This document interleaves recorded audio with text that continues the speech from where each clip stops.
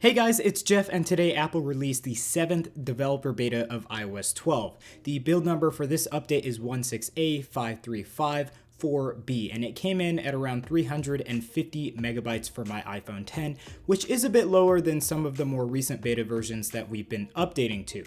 Anyways, there were a few bugs that needed to be fixed in beta 6, so let's see if those are fixed now in beta 7, and also let's see if there are any major changes or possible new features in iOS 12 beta 7.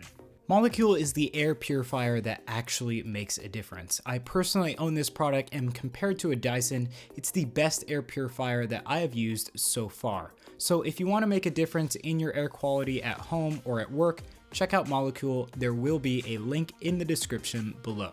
Okay, so very quickly, when I jumped onto iOS 12 beta 7, there is an alert for the settings app, and that is for the software update, and there's no way to get rid of this. I've tried a respring, a restart, and nothing seems to be working. It's not a major ordeal, just sort of annoying for now. I hope that this goes away soon. So onto features and changes. Now, you guys are really not going to like this one, but group FaceTime has now been removed from the initial release of iOS 12 and will be released at a later date. For now, it doesn't seem to be working at all in beta 7, so we will be seeing it hopefully in a later beta, most likely in the betas released after the official release of iOS 12. Honestly, in my opinion, this is a good move by Apple because group FaceTime was not fully operational in the betas, but I am really disappointed by this news. We may be seeing this feature come to us in iOS 12.1 as we did some features last year in iOS 11.1, but as of now, no solid news on group FaceTime and the specific release date for that feature. So moving on, and now when you go to the iMessages app, you will be seeing this screen here, which will basically give you a rundown of what's new. So you have the Memoji feature displayed here, the now in-app camera, and the filters and effects Apple has added. We also have some info on sharing and then more optimization for the way your messages are organized.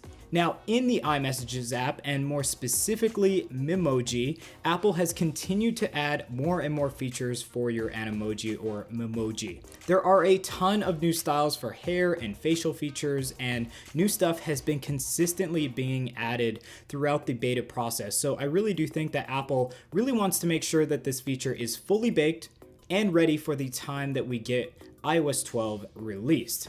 As far as any other changes or even new features, there are really none other than the aforementioned bug fixes. There were a few bugs in beta 6 that I experienced, and one of them was a control center bug where basically the control center would not be displayed at all even though it was activated. I only experienced this once, and a respring seemed to fix the issue, so hopefully that is gone for good now in beta 7, and so far I haven't run into it in beta 7, so hopefully it just stays that way.